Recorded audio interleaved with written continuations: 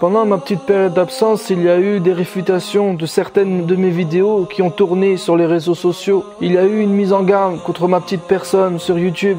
Dans cet audio, je ne veux pas répondre aux insultes ou aux jugements qui ont été portés contre moi. Je ne vais pas m'abaisser à ça. Apparemment, je suis un égaré, je suis un égareur, je suis un ignorant. Je suis un sorcier qui ensorcelle les gens. Ma religion n'est pas l'islam. Je suis un petit, je suis un escroc. Bref, je suis une pourriture. Ça, c'est pas grave. En commençant cette da'wa en public, j'ai accepté le fait qu'il fallait sacrifier mon honneur pour Allah. Quand il s'agit d'une attaque personnelle, alors j'applique l'adage qui dit « Les chiens aboient et la caravane passe ». Je continue mon chemin. Je suis pas un gamin, je vais pas m'arrêter à ça. Je veux pas non plus dans cet audio répondre directement à ces personnes. Je vois pas l'intérêt de se répondre par vidéo interposée. J'ai absolument pas envie de prendre mon audience en otage pour régler mes comptes. D'ailleurs, j'ai aucun compte à régler. Les comptes, ça sera le jour du jugement. Et ce jour-là, ceux qui m'ont insulté, ceux qui ont menti contre moi, ceux qui ont falsifié mes propos, qui les ont sortis de leur contexte, pour me réfuter, etc., eh bien ce sera mon avantage. Je sais pas si ces personnes auront beaucoup de hasanat. En tout cas, moi je sais que j'ai beaucoup de sayyat. Et ce jour-là, je pense que je me ferai un plaisir de leur donner. Concernant les mises en garde qui circulent sur le net, j'ai déjà dit tout ce que je pensais dans un audio que j'ai publié il y a quelques années qui s'appelle « Mise en garde contre les mises en garde ».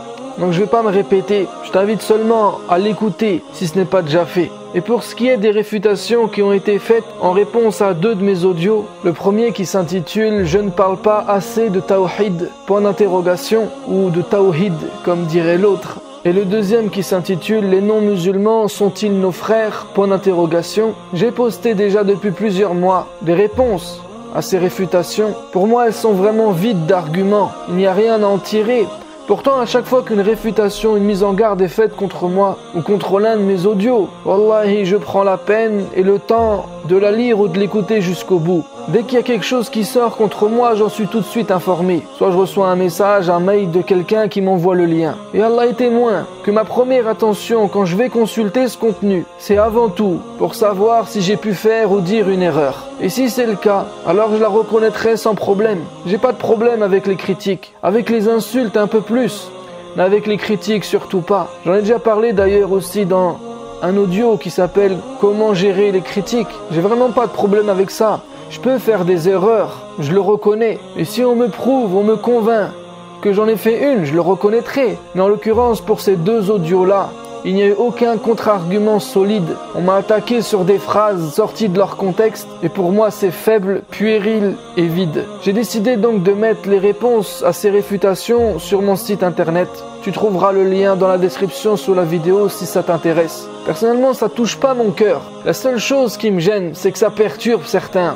Ça sème le doute. Et ce climat un peu toxique en éloigne beaucoup et fait fuir. Mon conseil pour les frères et sœurs qui sont dans cette situation-là serait de vous renforcer. Faut que tu sois ferme. Faut pas te laisser emporter par les on-dit. Tu regardes une vidéo, tu dis « Mashallah, c'est vrai ce qu'il a dit, ça m'a touché, subhanallah ». Et juste après, t'entends une autre personne qui commence sa vidéo avec l'introduction des ulama, qui te parle au nom de la vérité absolue, qui te parle avec des mots-clés qui accrochent les consciences, des expressions telles que égarement manifeste, innovation blâmable, shirk, kufr, etc.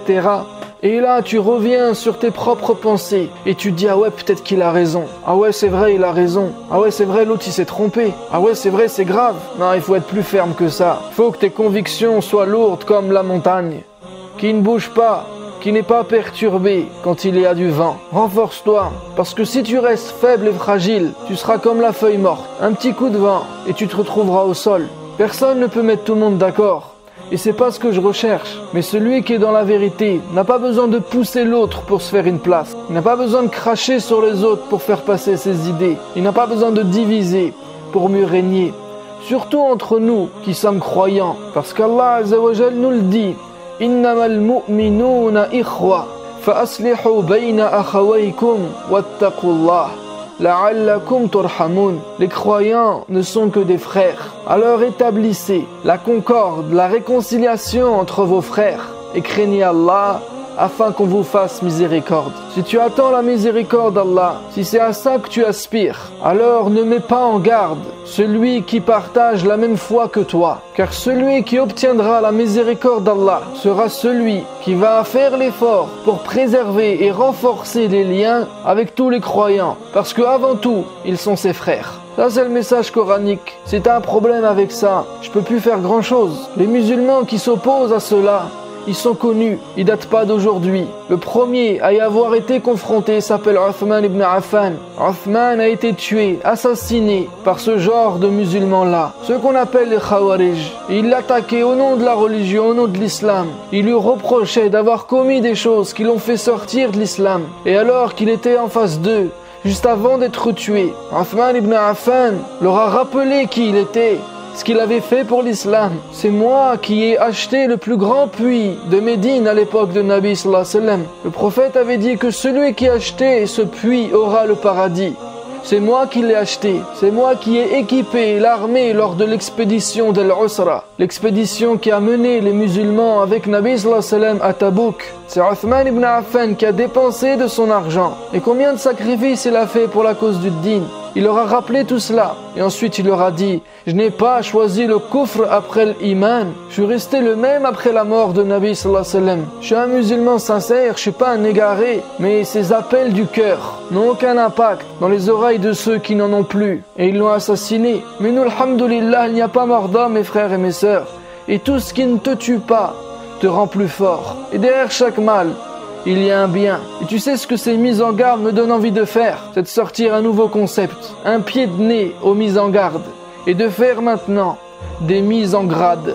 Plutôt que de critiquer les uns et les autres et d'alimenter la division, je vais complimenter et remercier nos imams et nos prédicateurs qui se bougent pour l'islam. Wallahi, ce n'est pas pour être complaisant, ce n'est même pas pour eux, parce que je sais qu'ils n'en ont pas besoin, mais parce qu'il y a aussi beaucoup de jeunes qui nous écoutent et que nous nous devons de montrer l'exemple. Nous nous devons de rassurer ceux qui sont perturbés. C'est pas à chaque fois qu'on parle d'un autre, qu'on parle d'un imam, d'un savant, d'un prédicateur ou je ne sais qui, on parle de lui négativement. On parle de lui comme si c'était un concurrent. Et je pense que c'est un manque. En tout cas que ça manque à la communauté. Qu'on ne voit pas assez les uns avec les autres, les uns soutenir les autres. Alors c'est ce que je me suis décidé de faire. On n'est pas des gamins pour répondre aux insultes des excités. Et plus ces gens alimenteront la division, plus nous devons renforcer l'union. Cette mise en grade sera publiée mardi prochain. Je t'invite à être présent et à la partager pour qu'elle parvienne au maximum de monde. Sur ce, je te dis à la prochaine vidéo, Inch'Allah.